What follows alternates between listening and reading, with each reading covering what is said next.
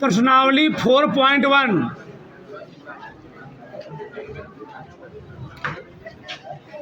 प्रश्नावली 4.1 दो ध्यान से। दूसरे का तीसरा प्रश्न देखो।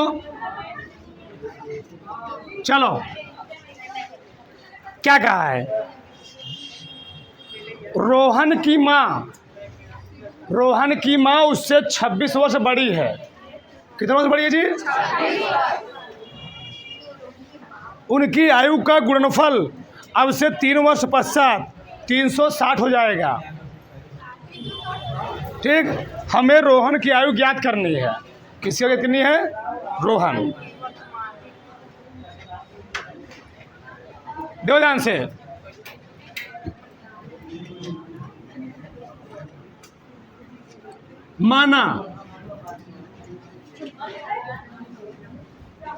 माना रोहन की आयु कितना जी? x वर्ष। माना रोहन की वर्तमान आयु, माना रोहन की वर्तमान कितना है? क्या हुआ? तो उसे नहीं पढ़ सकते हो?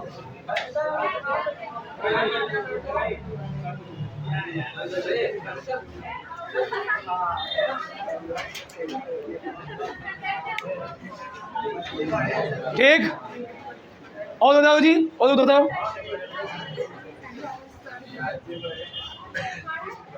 माना रोहन की वर्तमान कितना जी हुई हो गई? x।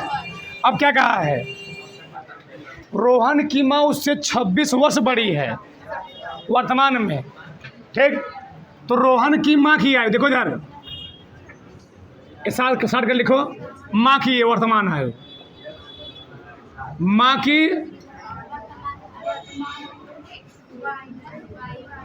की वर्तमान आयु बताओ। तो जो माँ है वह रोहन से कितना साल बड़ी है?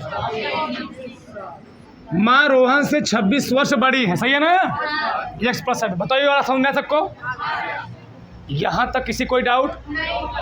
रोहन की वर्तमान आयु x और रोहन की माँ जो है रोहन से 26 वर्ष बड़ी है। सही है ना?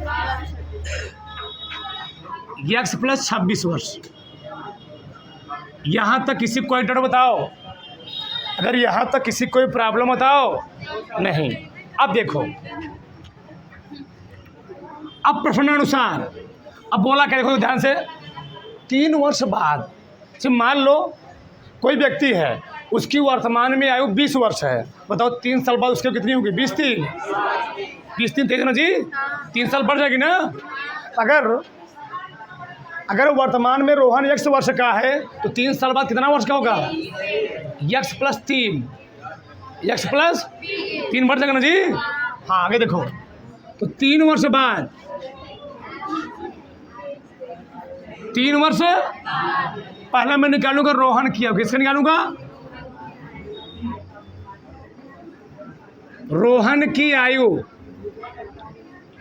हमने बोला कोई व्यक्ति वर्तमान में 15 वर्ष का है तो 3 साल बाद कितना होगा? 15 3। अगर वर्तमान में रोहन x वर्ष का है 3 साल बाद कितना होगा? x plus 3। चलो आगे देखो। माँ की आयु, तो क्या लिखें बताओ?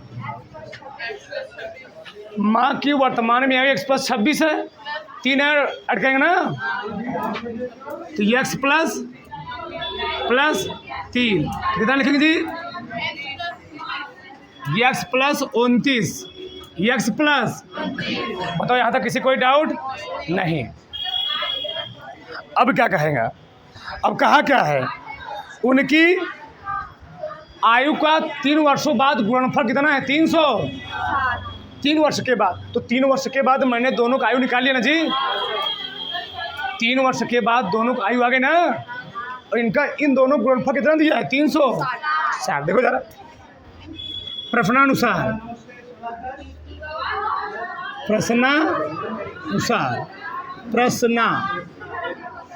चलो देखो यार। 3 वर्षों के बाद क्या दिया है? 3 वर्षों के बाद आयु का गुणनफल कितना है जी? 360 है। हाँ जी, गुणनफल क्या होता है? 1 मिनट गुणन होता है, ठीक। 3 वर्षों के बाद आयु गुणनफल कितना जी? 300। बताओ तो रोहन क्या कितनी है? गुणे माँ की आयु, इन दोनों गुणनफल कितना है? 300। किसी कोई प्रॉब्लम? यहाँ तक किसी को डरो? बताओ 3 वर्षों के बाद प्रश्न में सोच कहा है, प्रश्न सोच कहा हुआ है। 3 वर्षों के बाद आयु गुणनफल कितना है? 360। गुणा करो x का x में, सबको आ रहा है ना? 3 का x में 29 3 87, 3 27 की 7, 3 2 6 2 बराबर 360 x स्क्वायर। 29 में 3 जोड़ो, 9 3 12 32 x, सही है। 360 इधर आएगा बराबर 360 87 घटाना है। 360 माइनस 87 कितना है जी? 3 बचा 5 8 7 15 2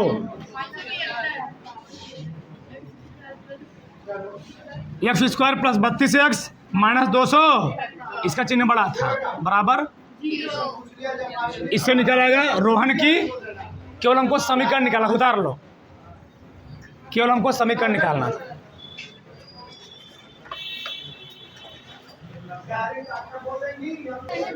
चलो आगे देखो, चलो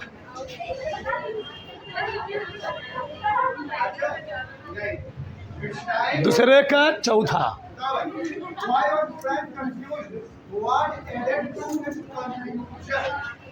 नो प्रॉब्लम। देखो इस प्रश्न को ध्यान से समझना। एक रेलगाड़ी है, एक रेलगाड़ी है 480 किलोमीटर की दूरी समान चाल से तय करती है। बताओ, मान ले 2 पॉइंट ए और बी है, इसके बीच का डिस्टेंस कितना है जी? 480।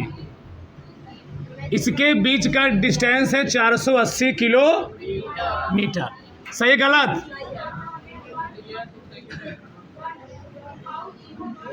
सही है।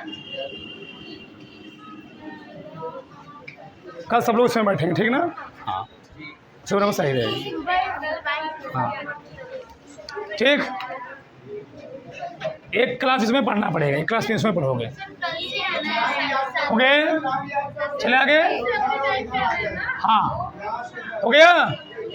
ए और बी के बीच डिस्टेंस कितना है जी? 480। अब ध्यान समझो, इधर बता रहे हैं 480, ठीक। अब प्रश्न क्या कहा है? यदि उसकी चाल 8 किलोमीटर प्रति घंटे कम होती तो वह रेलगाड़ी दूरी को 3 घंटे में अधिक समय तय करने में लगाती। कह रहा है अगर उस रेलगाड़ी की चाल 8 किलोमीटर प्रति घंटे कम होती तो वह उसी दूरी को तय करने में 3 घंटे क्या लगाती? ज़्यादा लगाती। तो कह रहा है रेलगाड़ी की चाल ज्ञात कीजिए। जो हमसे पूछा वही क्या मान लिया करो, और फिर इसको मान लिया करो। मान लो, मान ले, क्या मान लिया?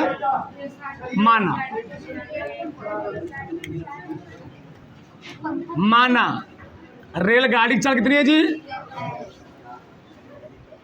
माना रेलगाड़ी की चाल x है। कितना है? x। माना रेलगाड़ी की चाल बराबर x। इसको मानो सामान्य चाल, प्रारंभिक चाल।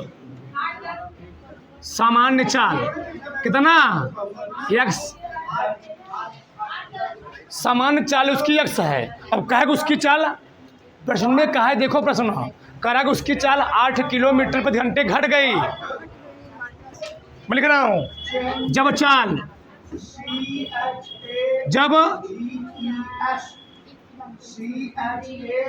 जब रेलगाड़ी की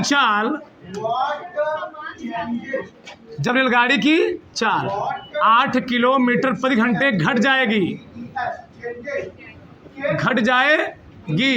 तो बताओ रेलगाड़ी की नई चाल कितना होगा जी? पहले चाल थी x, अब घट गई ना, x माइनस,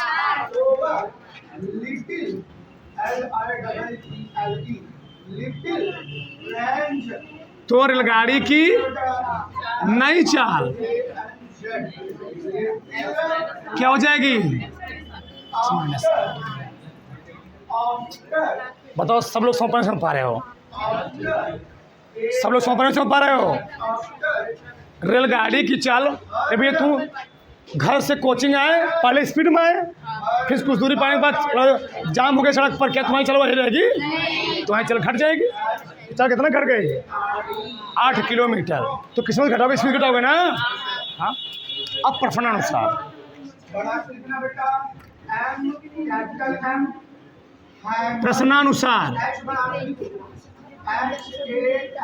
क्या कहा, ध्यान समझना।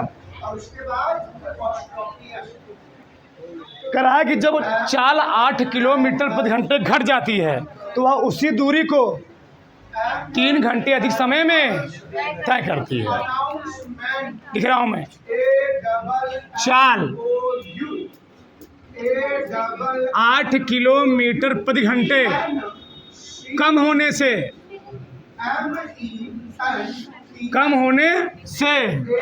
समय 3 घंटे क्या लगते हैं जी? समय 3 घंटे अधिक लगते हैं, अधिक। अब ध्यान समझना, अब यही सोचने की बात होगी। समय बराबर होता है दूरी बटे चाल, दूरी बटे चाल। दूरी कितना है? दूरी है 480। अगर इस चाल से जाएगा तो हमको निकालना है समय। क्या निकालना जी? तो समय बराबर क्या होता है? दूरी बटे दूरी 480। चाल कितना है पहले बताओ? x माइनस 8 बराबर। अब कहा क्या है? जब चाल 8 किलोमीटर प्रति घंटे घटा, जब चाल 8 किलोमीटर प्रति घंटे घटा तो समय का घंटे बढ़ गया है। अब बताओ, देखो इधर, यानी इसको एक बार मैंने इस चाल को लिया, एक बार कौन चाल लूंगा? ये वाला समान चाल। तो 480 दूरी बटे चाल, दूरी बटे, बताओ समय कितना बढ़ा जी? 3 घंटे। नहीं समझे? फिर देखो, जब चाल 8 किलोमीटर प्रति घंटे घटा, उसका समय पहले वाले समय से 3 घंटे बढ़ गया। ये पहले वाला समय है, ये क्या है? नया समय है। जब चाल 8 किलोमीटर प्रति घंटे घटा, उसका समय पहले वाले समय से, समय निकला है। दूरी बट्टे चाल में भाग दो, समय है ना, दूरी बट्टे चाल में भाग दो, क्या निकले? समय। जब चाल 8 किलोमीटर प्रति घंटे घटा, उसका समय पहले वाले समय 3 घंटे बढ़ गया। यही बात है, समझना है तुमको। ये भी दूरी बट्टे चाल समय है, दूरी बट्टे चाल समय, ये भी दूरी बट्टे क्या है? समय क्या है? तो जब उसका चाल 8 किलोमीटर प्रति घंटे घट गया है, उसका समय कितना बढ़ गया? बढ़ गया, थोड़ा 3 घंटे जुड़ गया। सही है?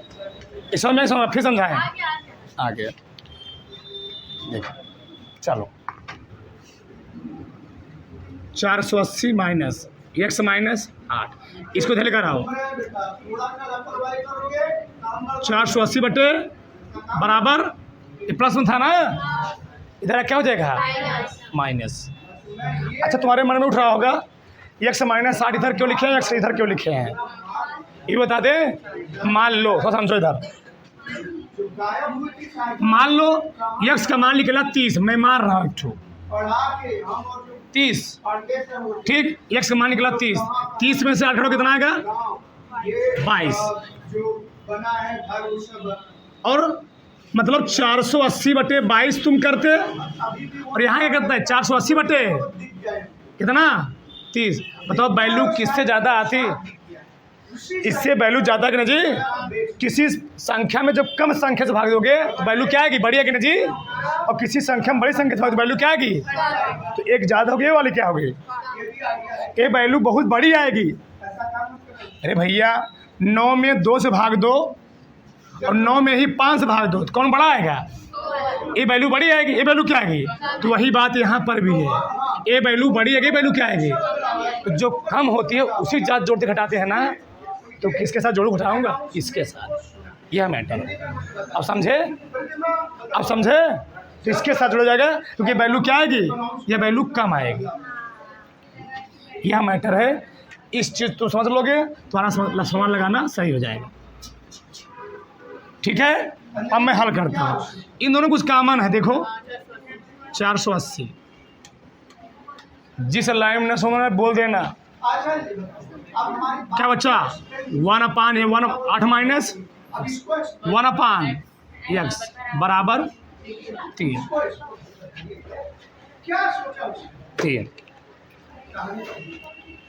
डाउट है कोई दिक्कत है? नहीं। कोई डाउट नहीं? तो क्या बताओ क्या हो गया? 480 क्या हो जाएगा? x minus 8। सही है? कोई डाउट नहीं? आगे देखो, कुछ और बोल दी होती तो लॉन्ग टाइप क्वेश्चन इतना ऐसे हुआ। इसमें किससे भाग दूंगा? x माइनस 8 से क्या बचेगा? की तरह उसके ऊपर गिरा। मैंने इसमें इससे भाग दूंगा। किताबें जो भारी लग रही थी अब फ्रेंड बन गई। अब सही गलत? लग रहे थे अब उनसे इसमें इससे भाग दिया, x माइनस 8 कटा, x बचा। इसमें इससे भाग दिया, x कट जाएगा, x माइनस अभी आपको याद 8 बचा। मैं भी आपको एग्जाम में गया भूल गया, मुझे याद है ग्रामर पढ़ा रहा हूँ। 3 से काट दो इसको, 3 का नाम 16 3 चलिए 5 मिनट 16 160। क्वेश्चन को ओपन करो जी। x माइनस 6 प्लस बटे इसमें गुणा करो माइनस 8x बराबर 1। सही है ना? x का गुणक होगा x स्क्वायर होगा, x का 8 में करो 8 प्लस x माइनस कर गया ना, क्या है बताओ? 160 गुणे 8। इसको पहले लिख लो, मैं लिख रहा हूँ 160 गुणे 8 बटे नीचे बराबर, सब लोग सहमत हो कि नहीं हो? 160 गुणे 8 बटे x स्क्वायर माइनस 8x। इसका गुणा उसमें करो, क्या हो जाएगा? बराबर क्या हो गया? 160 गुणे तो x स्क्वायर माइनस 8x। 160 गुणा करो, 8 शून्य 8 6 48 का हासिल, 8 का नाम 8 4 इधर लेकर आओ, उतार लो।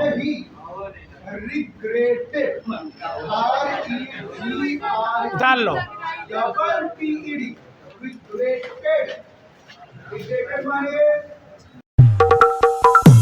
Lights, camera, action.